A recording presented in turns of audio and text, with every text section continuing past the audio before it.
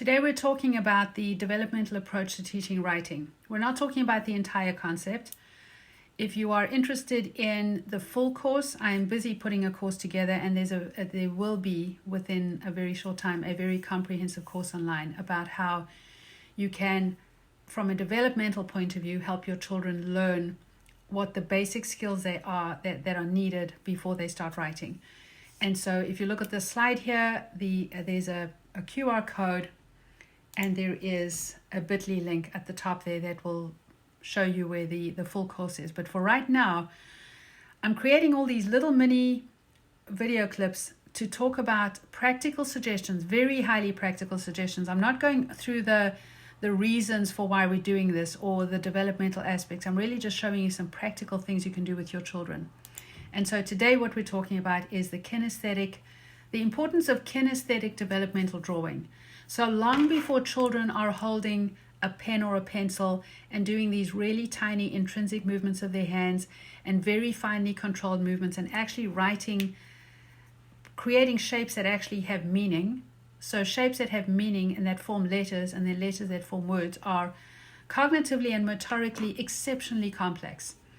And so long before they do that, we need to be getting their bodies and their brains ready for writing. And they need to understand not only shapes, but they need to understand developmentally and kinesthetically. If you think of your body or your children's body in space, children are developing their motor skills just so they can cope with being in space and being in their environment. They need to learn all kinds of motor skills, things like opening bottles and opening containers and manipulating and brushing their teeth and eating their food.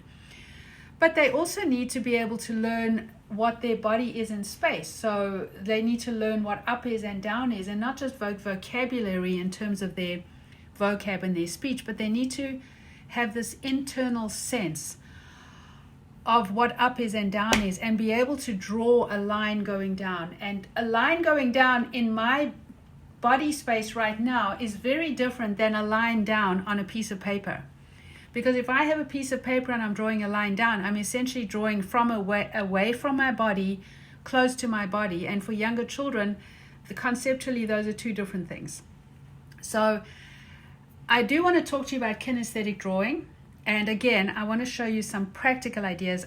The details and the research behind all of this, and the information about the neurological parts of all of this, the neurological reasoning and the thinking behind all of this approach is in the online course.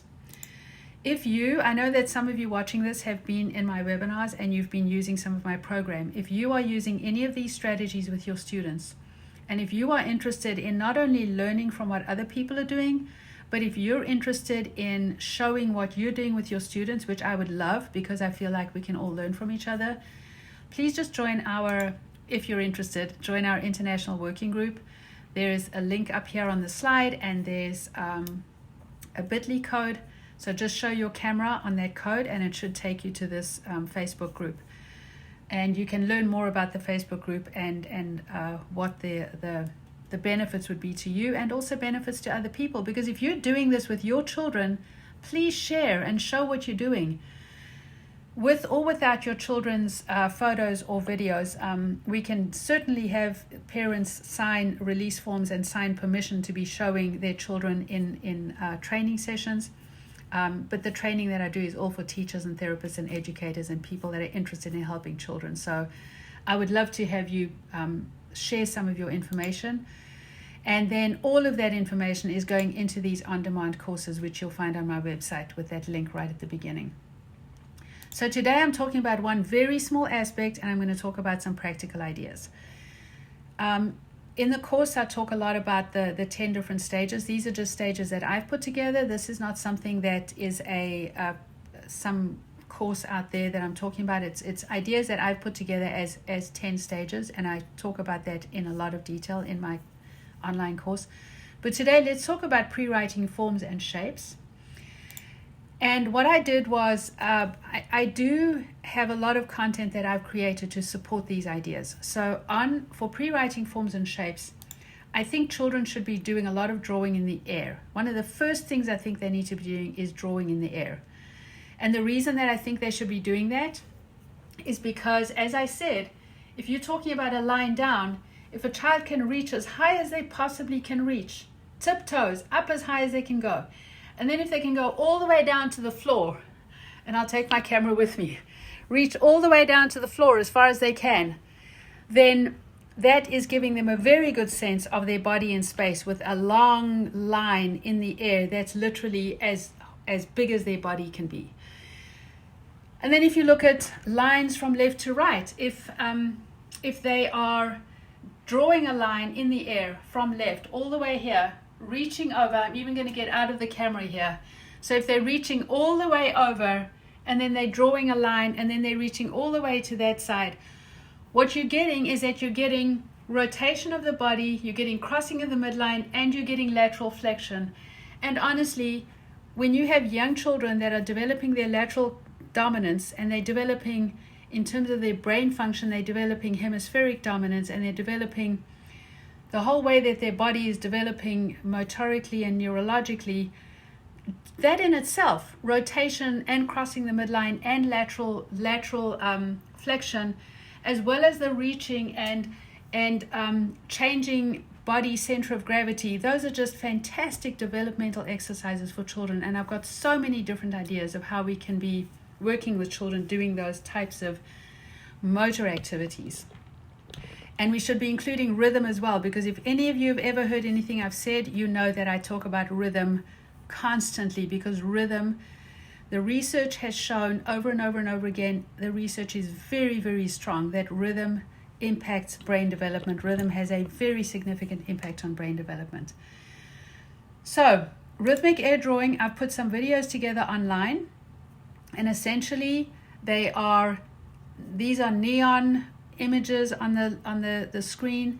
There's rhythm involved, there's sound involved. This particular series of videos has real life drawing. So for instance, line across will be the lines across of a ladder, and then the child in the air is imagining that they're drawing the lines of a ladder, and then they'll see a video of a worker climbing up the ladder. Or they're drawing the lines across on a railway track, and then they'll see the railway track and a train on the railway track. So take a look at these. There's a few different sets of online videos that children can follow and do the movements. And then I've also connected those videos to worksheets that kids can do. So they're progressing from body and air drawing to paper drawing. So there are paper worksheets. So for instance, if you look at line across, there's the ladder for kids to be drawing the lines of a ladder, and then they can go and work on a worksheet and draw the lines on a ladder. But before they even work on paper, on a normal size piece of paper on a table, one thing that I really love for kids to do, and I'm going to show you this image here. I love the idea of kids doing big body drawing on paper or on the floor, on like concrete or tar or blacktop, or even on a big huge piece of a whole lot of sand or dirt on the ground, drawing in sand or dirt on the ground. So let's just talk about standing up drawing right now. If you take one thing I love for large body drawing, and I know in schools a lot of people have big pieces of paper, but I've got I have really specific opinions about how we use big pieces of paper. So if you're looking at rolls of paper, this is a large roll of paper, which I think everybody should have large rolls of paper for their kids. Think of a child's body size and how tall your child is. So if you're looking at a child who's 3 years old versus a child who's 7 years old, there's going to be a very big difference in their body size. But essentially, if you have a really long piece of paper and you can put that paper up on the wall so that essentially the top of that paper is as far as that child can reach, and then the bottom of the paper is as far down as they can reach. So then what you're doing is that you have big, huge crayons, or you have massive paintbrushes, or you do finger painting, and you do things like draw some clouds at the top, And then the kids are going to be drawing the rain all the way down. So what they're going to do is stretch up.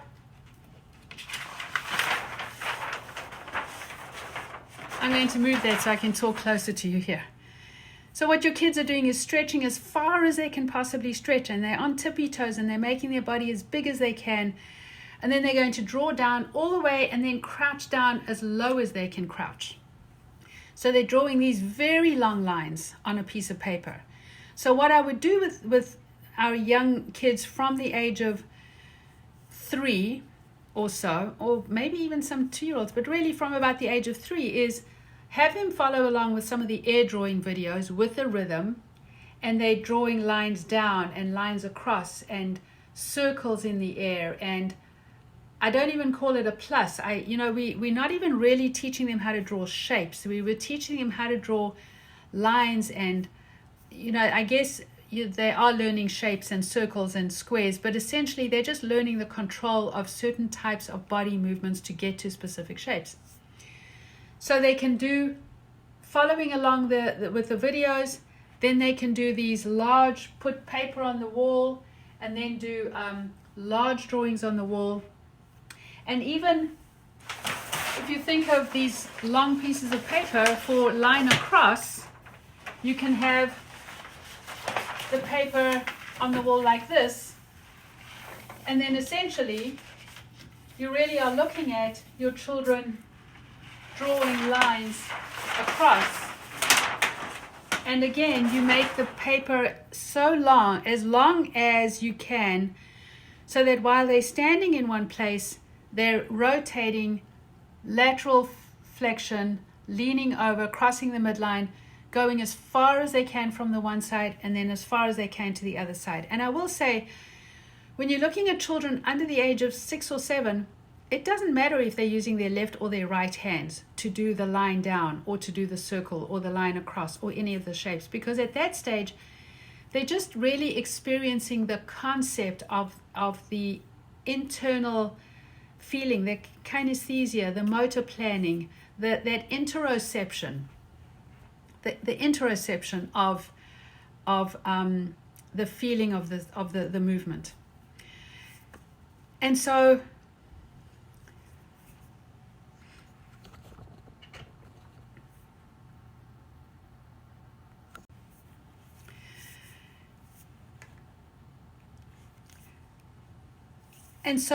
the idea of having the large pieces of paper really means that on the wall, not only is your child doing all of those movements for the drawing, but there are a lot of other benefits as well, just in terms of proximal stability and in terms of proximal control, as well as the large body movement to help children really internalize the feeling of what those shapes are. So what I'm busy working on is I'm working on worksheets that you can use. So for instance, here's something very simple, and I'm not saying worksheets for pieces of paper on the table. Now, it can get to the stage where that's the kind of worksheet that they're doing, but at this stage, in this part of this developmental approach, you really want drawing in the air, drawing on big pieces of paper on the wall, because then you've got the big body movement.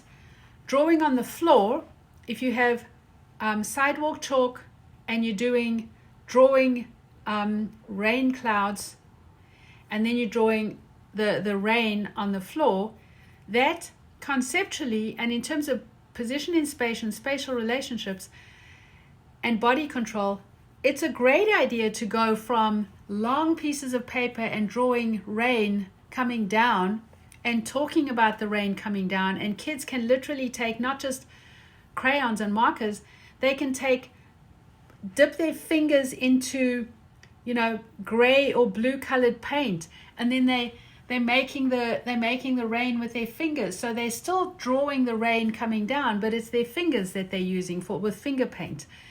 You can also have, I'm working on some of these ideas, and I would love ideas from you guys as well. Long grasses, these are all things that they see out in nature, and I'll link some of these ideas to real photos and videos so that the kids can see what it is that they're drawing. Mostly kids are going to know what rain is. They may not know what this picture is, but this is long grasses. If they're looking at birds that have long legs, they could be using finger paint as well, and then do 2 fingers down to make the legs for the birds. And then flowers. They could be drawing the stems of long flowers. So I'm really trying to find images in life that have long down lines, and having the kids on big pieces of paper on the wall, and then also on the floor doing floor drawing with sidewalk paint or drawing in sand. So those are some ideas for line drawing down. This is line across. Again, I'm just going to show you this animation because I really want to emphasize the idea of kids leaning over, bending their body as far as they can. You're teaching so many things. Proximal control, you're teaching balance, you're teaching shifting of balance, you're teaching shifting of balance while the control is happening with the drawing. And maybe your kids are going to take a longer time to develop this line across, and maybe they're not able to do as much reaching, but they'll get better and better at it. So line across drawings on big, huge pieces of paper. And if you guys have any ideas of the kinds of worksheets you want to see, these are not worksheets like you're printing it out and putting them on the paper in front of the child. What you're doing is, on pieces of paper that you have on the wall, is you can draw a car and then say to the child, you draw the line, the line of the road. Or you can draw the fence posts, and then you tell the child to draw the connecting pieces for the fence posts. And I'm busy working on other line across. I haven't got all of them yet. And then circles, same thing with circle. When a child is drawing a large circle on a big piece of paper on the wall, I really want that child to start at their 2 o'clock position and go up and around. Because then we later on get onto the letters that are up and around and up and down for an A, or up and around and up and down for a D. So then drawing a circle should be from that 2 o'clock position and up and around. And as the child is drawing it, up and around and big stretch and all the way down and go down as far as you can and up and around. So in other words, they're making a body circle, a circle that's about as big as they can possibly make with their body. And so I'm also working on some circle images. Again, not worksheets that have to go... that are on a small piece of paper in front of the kids, because right now we're talking about large body drawings. So let's get back to this here.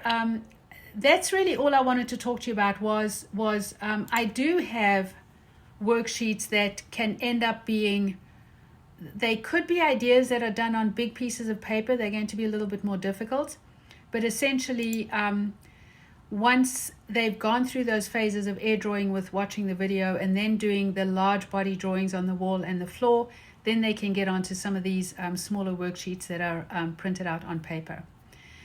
So that's all I really wanted to share with you. If you are doing this with your students, please let me know. And you could email me, but I'm having a hard time getting back to everyone's emails. I have to be honest. I would really rather you just join this group and don't share your information in this group. I'm going to have a system set up where parents can sign permission for their children's information to be shared. And if you're sharing concepts and ideas without children's images, so I've had some people just send me pictures of what they've got set up for their kids to do. They don't actually have pictures of the kids doing it, but we can do a little bit of both. But I would like to work with you more in this, and I'm going to create more of these quick videos to show some ideas, and I would love to hear from you.